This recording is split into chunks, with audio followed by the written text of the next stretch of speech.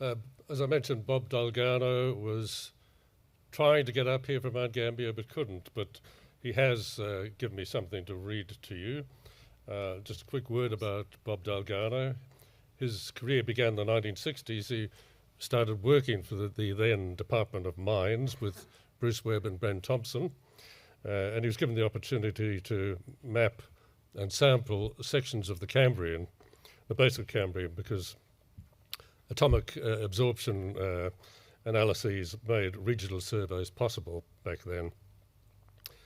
During his time in the Geol Survey, he really produced the 1 to 250 thou Parachilna geological sheet, and that, in a sense, was his a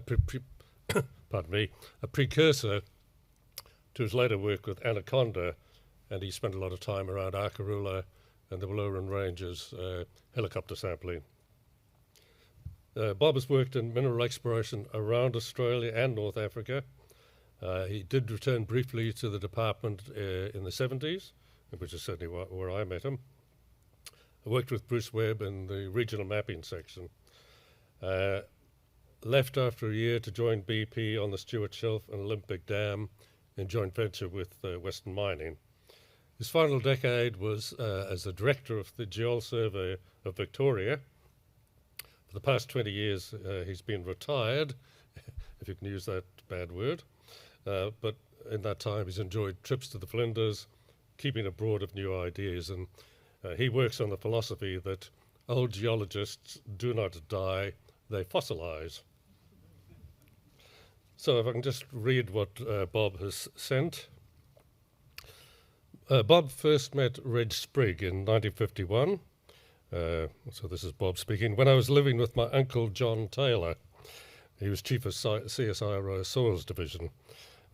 Bob was going on 13 years old and had to mark the uncle's lawn court, the VIPs, on the Saturday afternoon, and Reg was the marker.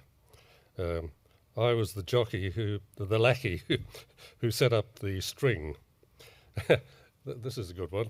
Reg actually was known as Boy to the players, who were mostly heads of government departments, mines, agriculture, etc.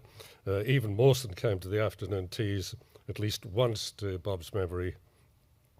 I don't think Reg actually played much tennis, but he often had exhibits of rock specimens along the veranda wall with little labels like Nice, O'Leary, or Granite, Arkarula, I guess.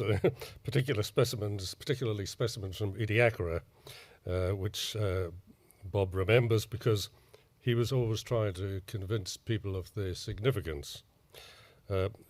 Bob got to go to Ediacara with Reg, Prof. Gleisner, Brian Daly 10 years later.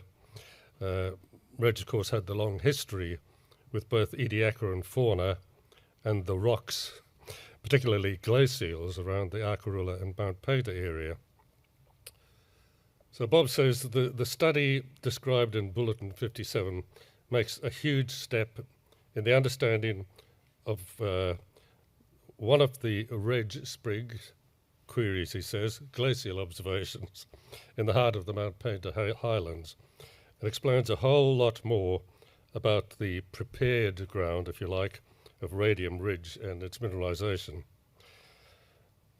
Bob's passion for the region and enthusiasm for the explanations provided by Bulletin 57 stem really from his first university student vacation trip with the regional mapping group under Bruce Webb, and that was at Voltana Station.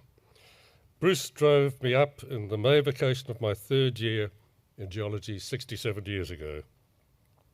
Bruno Campana must have supervised the group a bit earlier. There was a magnificent sketch of the Freeling Heights Plateau and the armchair pinned to the Shearer Quarters wall. I wonder what happened to that. If that didn't stir my interest in the subject of this bulletin, then the walk in from the plains to the uranium adits and Radium Ridge surely did on my first day. I've been hooked on the region and its conundrums for a lifetime, you might say. When speaking rather than writing in haste after the unavoidable cancellation of my plane trip, I would certainly recount anecdotes from days I've spent in the region with Reg, Rudy Horwitz, Ray Crawford, Ronnie Coates, and BMR visitors, including Bert Roberts. Bert suggested the modern knock on the Wultana volcanics south of Wultana for a possible striated bedrock location for the Sturt Glacial that proved a remarkable success of that visit. Also had experiences in the region with many eminent geologists like Larry Frakes, Peter Ipmer, Colin Branch, and others. And all my bosses in the industry were dragged up there, one after the other, to try and unravel the story without any understanding on their part. I had the opportunity, as I mentioned, where Bob did helicopter sampling over the region in 1965.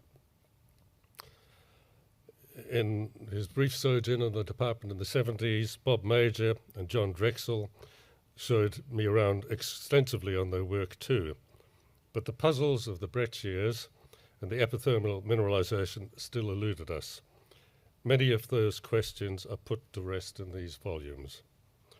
One other area I've visited with family over the years has been Grindle's Hut. I'm gratified to have been shown by Steve Hoare in the last few years that there are certainly easily accessible areas both near the hut and out in the Manyanilla Valley where incontrovertible evidence of this young glaciation is to be seen. Bully for extensive mapping with intent to demonstrate a concept. My only question now from a distance is how much erosion has occurred on the high country of the Gammon Ranges, or what evidence of Mesozoic glaciers there may be yet to come to light. The whole story of the early floaters across the Eromanga Basin seems to have been solved by this contribution. My very sincere congratulations go to the authors for the stimulation this bulletin will bring to the industry and academia. Thank you, Bob, for that.